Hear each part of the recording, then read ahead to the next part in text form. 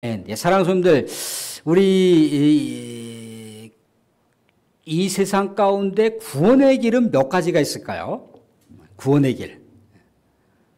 우리가 하나님으로부터 구원을 받는다라고 했을 때 구원의 길이 몇 가지가 있을까요? 아니면 한 가지밖에 없을까요? 예, 단 한 가지밖에 없습니다. 다른 이름을 우리에게 주신 일이 없다라고 했어요. 그죠? 다른 이름을 우리에게 주신 일이 없다라고 했을 때 이 없다라고 하는 게 현재형으로 써 있어요. 그러니까 불변의 진리라는 거예요. 두 갈래의 길이 있을 수 없다는 거예요. 물론 서울을 가기 위해서는 여러 갈래가 있을 수 있겠죠. 그죠? 경부고속도로를 탈 수도 있고요. 중부고속도로를 탈 수도 있고요. 아니면 뭐 KTX를 탈 수도 있고요. 아니면 뭐 대구에서 비행기를 타고 갈 수도 있고요. 여러 방편의 길이 있을 수 있으나 오직 진리의 길, 오직 생명의 길은 단 한 갈래의 길밖에 없습니다. 단 한 갈래의 길은 어떤 길입니까? 바로 주 예수 그리스도께서 인도하시는 길밖에 없음을 믿으시기 바랍니다. 예, 사랑하는 성도, 오늘 사도 베드로가 정말 여러 가지 위험한 위기의 상황 속에서도 불구하고 우리 주 예수 그리스도의 존귀한 이름을 막 이렇게 설파하는 그런 장면을 우리가 말씀 가운데 볼 수가 있습니다. 예수님께서는 부활하셨고 예수님께서는 승천하셨어요. 그래서 예수님께서 제자들에게 정말 아버지와 아들과 성령의 이름으로 정말 너희들이 가르쳐 분부한 것을 모든 것을 다 가르치고 또 땅끝까지로 복음의 증인이 되라고 말씀을 하셨더라는 거예요. 예수님께서 가르쳐 주신 그 분부의 말씀, 예수님의 그 역사, 예수님의 그 십자가와 부활의 사건을 세상 가운데 전하고 있는데 이 놀라운 진리의 사건에 대해서 반대하는 사람들이 있었다는 거예요. 오늘 말씀 가운데 보면은 반대하는 사람들이 있었으니 어떤 사람들인가요? 오늘 1절 보시면 사도들이 그 놀라운 십자가의 은혜와 부활의 사건을 증거하고 있는데 1절에 사도들이 백성에게 말할 때 제사장들과 성전 맡은 자와 사두개인들이 이르러 그러면서 2절 하반절 보시면 백성을 가르치고 전함을 싫어하여 그렇게 나와 있어요. 사랑하는 여러분들, 예수님께서 부활하셨다라고 하는 사건, 예수님의 부활이 없으면 어떻게 될까요? 십자가 대속의 사건은 의미가 없어지겠죠. 아마도 사탄은 예수님께서 십자가 처형을 당하시는 그 순간에 우리가 이겼다 그럴 거예요, 아마. 그런데 예수님께서 십자가에 못 박혀 죽으시고 사흘 만에 죽음을 정복하시고 승리의 사건, 부활의 사건을 드러내셨잖아요. 그럴 때 사탄은 치명타를 입으면서 우리가 패배했구나. 예수님께서는 내가 승리했다 그럽니다. 우리들에게도 얘기하시죠, 그죠? 내가 세상을 이겼노니, 그 세상을 장악하고 있는 사탄을 이겼노니, 그러므로 너희가 내 이름을 붙들고 담대하게 세상 가운데서 살아라. 그렇게 예수님께서 우리에게 말씀하셨다는 겁니다. 그래서 제자들이 이러한 여러 가지 또 위기의 상황 또 그들이 여러 가지 철통같이 복음을 전하지 못하도록 만드는 그런 회방의 사건 속에서도 줄기차게 주 예수 그리스도의 십자가 사건과 부활을 전했다는 거죠. 그랬을 때 어떻게 됐던가요? 심지어는요, 이 종교 지도자들, 유대 종교 지도자들이 이 사도들을 가뒀어요. 가뒀습니다. 3절 보시면 그들을 잡음에 날이 이미 저물었으므로 이튿날까지 가두었으나 그런데 이미 진리는 그 어떤 것으로 막으려고 해도 그 진리는 어떤 것으로 봉쇄하려고 해도 진리는 그 봉쇄하는 그 모든 것들, 방어하는 모든 것들, 가로막는 모든 것들을 뛰어넘을 수 있다는 거예요. 왜? 그 진리는 성령과 함께하기 때문에 그렇다는 거예요. 그 상황 속에도 어떻게 했다고 합니까? 4절 보시면 말씀을 듣는 사람 중에 믿는 자가 많으니 남자의 수가 약 5천이나 되었더라 그렇게 얘기하고 있어요. 5천이나 되었더라. 사람들은 진리를 그 어떤 강력한 도구를 통해서나 어떤 강력한 어떤 법적 제재를 통해서 진리를 막을 수가 없습니다. 진리는 항상 성령과 함께하고 그 진리는 항상 언제나 어떻습니까? 자유를 주기 때문이라는 거예요. 왜 수많은 사람들이 왜 예수 그리스도를 믿고 심적인 평강과 자유함을 얻는다라고 그렇게 고백을 하잖아요. 그렇죠? 그게 뭔가요? 1차적으로는 사탄의 쇠사슬이 끊어졌기 때문이라는 거예요. 근데 분명한 건 뭐냐면 사탄의 본질이 뭔가요? 사탄은 자기네들이 최후 종말을 맞이할 것을 알아요.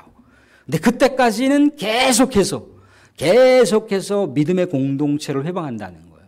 계속해서 믿음의 공동체가 주 예수 그리스도의 이름으로 세워지는 것을 회방을 한다는 겁니다. 막는다는 거예요. 그래서 심지어 성도들의 믿음을 떨어뜨려 버려요. 성도들이 서로 이렇게 연합된 모습으로 뭔가 하나님의 비전을 향해서 나아가는 것을 계속해서 가로막아요. 그래서 성도들 마음속에 자꾸만 의심을 하게 만들고 성도들 그 틈바구니에 자꾸만 들어와서 서로 화합하지 못하도록 만드는 것이 사탄의 정체예요. 정체. 그래서 우리는 끊임없이 사탄이 우리를 회방하고 교회 공동체가 우리 하나님의 비전을 향해서 나아가는 것을 가로막는 것에 대해서 우리의 능력으로 어떻게 할 수가 없으니까 자꾸만 주 예수 그리스도의 능력을 우리가 사용해야 돼요. 성령 충만하게 주 예수 그리스도의 이름을 우리가 사용하게 됐을 때 주 예수 그리스도께서 역동적으로 우리가 주님의 이름을 붙들고 기도할 때 우리 주님의 놀라운 현현의 역사, 우리 주님의 놀라운 영광의 역사가 믿음의 사람들의 기도를 통해서 나타나더라는 거죠. 이게 사랑하는 성도들 복음 전도예요. 복음 전도.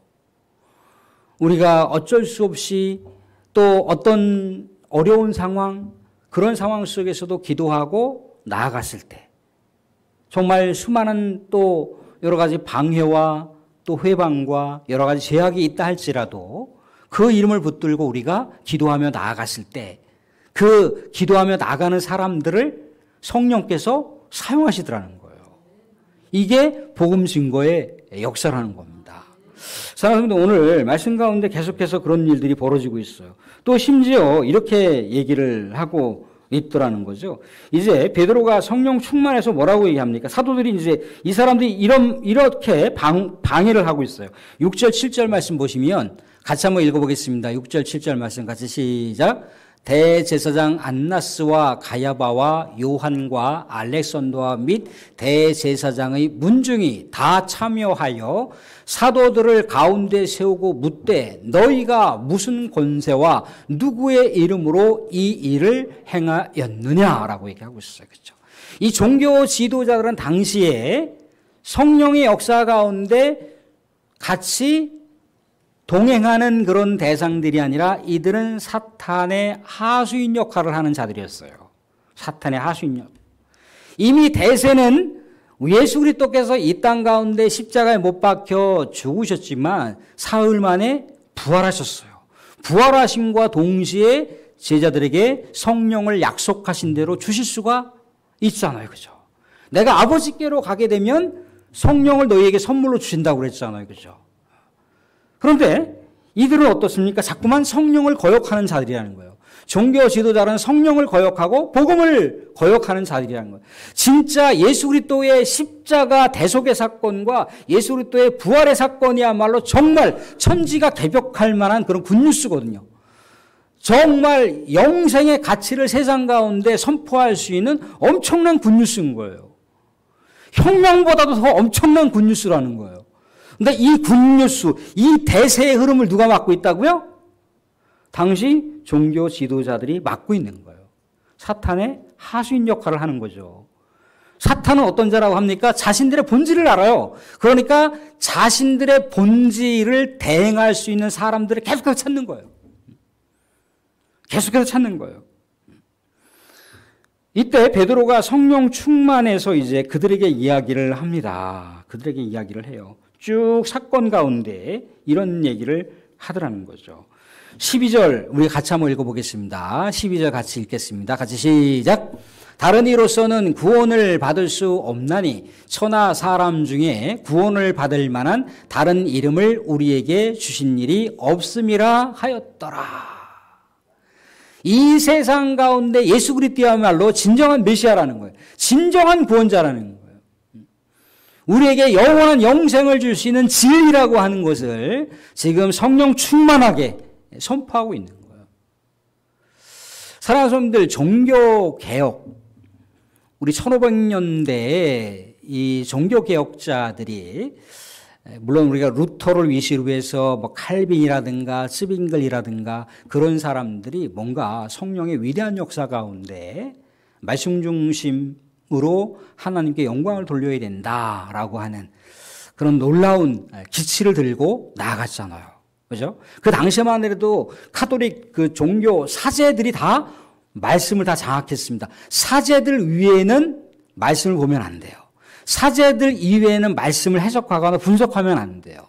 그런데 종교 개혁자들은 그게 아니라는 거예요. 하나님께서 모든 사람들이 말씀을 볼 수 있도록 하셨는데 왜 사제들의 전유물로 되어야 되느냐라고 했을 때 이들이 종교적인 파문 상황 가운데 닥친 거예요. 이미 말씀드린 대로다가 루터나 또 쯔빙글이나 칼빈보다 훨씬 더 이전의 세대들이 그렇게 해서는 안 된다는 거예요. 하나님의 말씀 모든 사람들이 정말 하나님의 말씀을 붙들고 하나님께 나아갈 수 있는 축복의 말씀이라는 거예요. 생명의 말씀이니까. 진리의 말씀은 특정 대상들만 보는 것이 아니라 모든 사람들이 봐야 된다라고 했을 때 수많은 종교개혁자들보다 이전에 앞섰던 많은 신앙의 선배들이 순교 대열에 합류했어요. 그런데 성령의 역사가 성령의 역사의 때가 되니까 종교개혁자들을 사용을 해서 정말 독일과 유럽과 또 영국과 미국 전역에 이르기까지 심지어 이 대한민국에까지 우리가 하나님의 말씀을 붙들고 하나님의 백성으로 하나님께 영광 돌리면서 살아갈 수가 있었다는 거예요. 그런데 그 당시에 종교개혁자들이 이구동성으로 동일한 공감대를 갖고 있었던 건 뭐냐면 성령의 역사였어요. 성령 충만하게 목에 칼이 들어와도, 성령 충만하게 우리가 참수형을 당한다 할지라도, 화형대에 처해진다 할지라도 하나님께서 우리에게 원하시는 말씀을 말씀대로 증거하겠다라고 하는 그런 기치가 인간적인 의지와 결단이 아니라 성령의 역사 가운데 그 일들을 진행했다는 거예요. 사랑하는 지금은 우리가 성령의 역사를 사모해야 될 때입니다. 지금 너무나 많이 교회적으로다가 한국 교회가 많이 침체되어 있어요.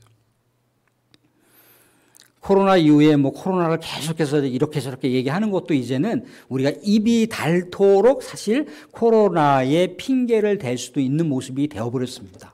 그런데 정말 코로나로 인해서 한국 교회가 휘청휘청 될 정도로다가 엄청난 타격을 받은 것은 사실입니다.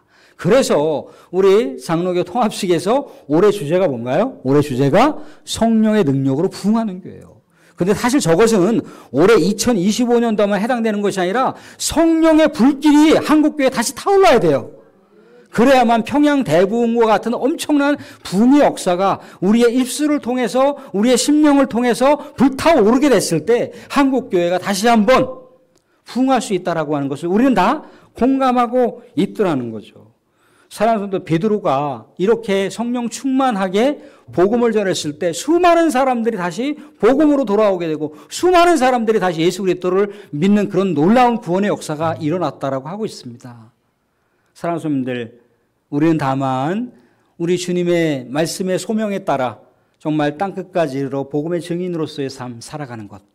오늘도 역시 마찬가지로 우리가 기존에 우리가 복음을 들고 또 전도지를 들고 또 필요한 전도 물품을 들고 각 마을을 우리가 다니면서 전도 행진을 하지만 성령 충만함이 우리 사랑하는 교우들의 전도 그 발걸음 가운데 함께 하셔서 하나님께서 예비하신 영혼을 우리가 꼭 만나고 그 영혼들을 정말 사탄의 역사 가운데 갇혀 있다면 사탄의 문을 분쇄하고 그 영혼들을 우리가 찾고 구원하는 놀라운 은혜와 감격이 우리 성도들 가운데 있기를 주님의 이름으로 축원드립니다. 아멘.